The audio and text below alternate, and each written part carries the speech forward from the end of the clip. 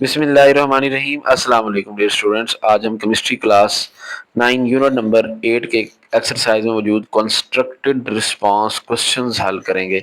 इससे पहले एमसीक्यूज और शॉर्ट क्वेश्चन की वीडियो बन चुकी है एक्सरसाइज के।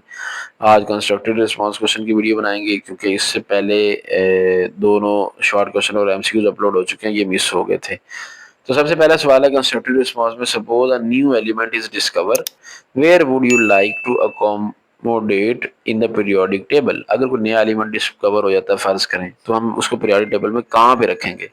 The placement of new element in the periodic table depend upon its atomic number and electronic configuration which determine its group and period in the periodic table. तो ये depend करेगा उसका atomic number और mass number कितना है, फिर उसके हिसाब से उसको जो है वो अरेंज किया जाएगा पीरियोडिक टेबल में।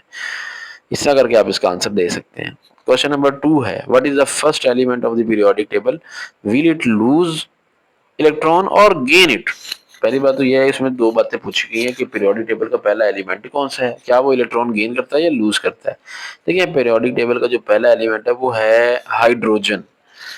It has only one electron its outer most shell, इसके आखिरी शेल में सिर्फ एक इलेक्ट्रॉन है। ठीक है, इट कैन नाइदर लूज और gain one electron, it can either sorry, या तो ये लूज भी कर सकता है गेन भी कर सकता है, लेकिन डिपेंड करता है कि केमिकल कॉन्टेक्स्ट कैसा है। ठीक है, अगर तो वो रिएक्शन मेटल से कर रहा है फिर तो गेन कर लेगा, अगर नहीं कर रहा है उनके साथ फिर ये लूज भी कर सकता है। डिपेंड करता है रिएक्शन कैसा है।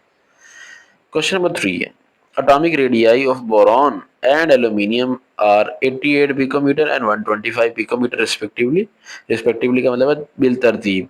मतलब पहला जो है बोरॉन है, तो बोरॉन का 88 है, एल्यूमिनियम का 125 है। Which element is expected to lose electron और इलेक्ट्रॉन्स इजीली। तो बताना ये है कि अगर ऐसा है तो फिर इनमें से कौन सा इलेक्ट्रॉन इजीली लूज करेगा। Aluminium with large atomic radius of 125 picometer will lose electron more easily as compared to boron। जिसका atomic size ज्यादा होता है ना, atomic radius, वो जल्दी इलेक्ट्रॉन लूज कर देता है। which has a small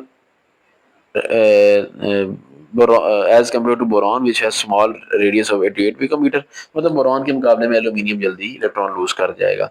large size of aluminium atom reduce the nuclear attraction on outer electron making it easier to remove। क्योंकि जैसे जैसे साइज बढ़ता है ना, तो न्यूक्लियर की आउटर मोस्ट शेल पे इलेक्ट्रॉन की जो इलेक्ट्रॉन पे अट्रैक्शन होती है ना, वो वीक हो जाती है। उस वीक होने के नतीजे में फिर वो इलेक्ट्रॉन लूज इजिली हो जाते हैं। क्वेश्चन नंबर 4 पे चलते हैं। How would you find the atomic radius of an atom. किसी भी एटम का आप रेडियस कैसे फाइंड करेंगे। देखिए एटॉमिक रेडियस पहली बात होता क्या, half of the distance between the nuclei of two identical atoms bonded together.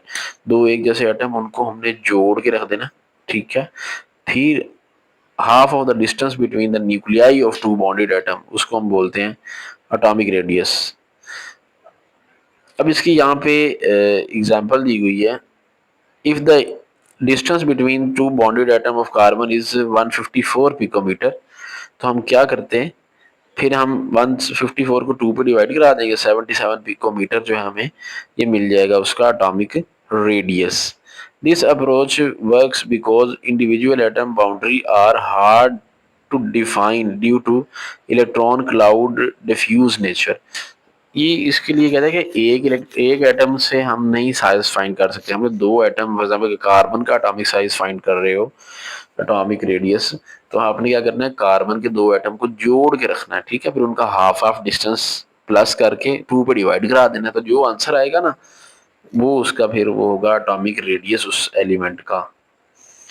आखिरी question number 5, why is not possible for oxygen atom to accept 3 electrons to form O3 negative like nitrogen which can accept electron to form N3 negative। कहता है कि ना oxygen अपने outer shell में 3 electron क्यों नहीं gain कर सकता जबकि नाइट्रोजन 3 करता है। उसकी रीजन क्या है, oxygen need only 2 electron its outer most shell to complete its octet. पहली बात तो ये उसको चाहिए ही दो।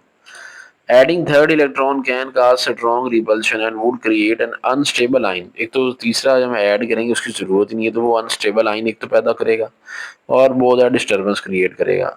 It's nucleus can not hold 3 electron effectively, इसलिए उसका न्यूक्लियस जो है 3 इलेक्ट्रॉन ज़्यादा अच्छे तरीके से नहीं पकड़ के रख सकता। इसलिए हम कहते हैं कि ऑक्सीजन 2 इलेक्ट्रॉन गेन करके O2 नेगेटिव बना सकता है।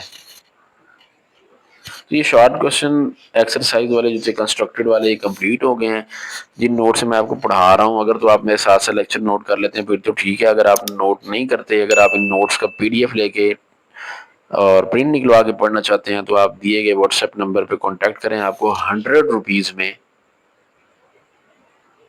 फुल बुक पीडीएफ प्रोवाइड कर दिया जाएगा। इसी नंबर पे इजी पैसा अकाउंट है जिसमें 100 रुपीज़ सेंड करना है और इसी नंबर पे व्हाट्सएप है जहाँ से आपको फाइल मिल जाएगी।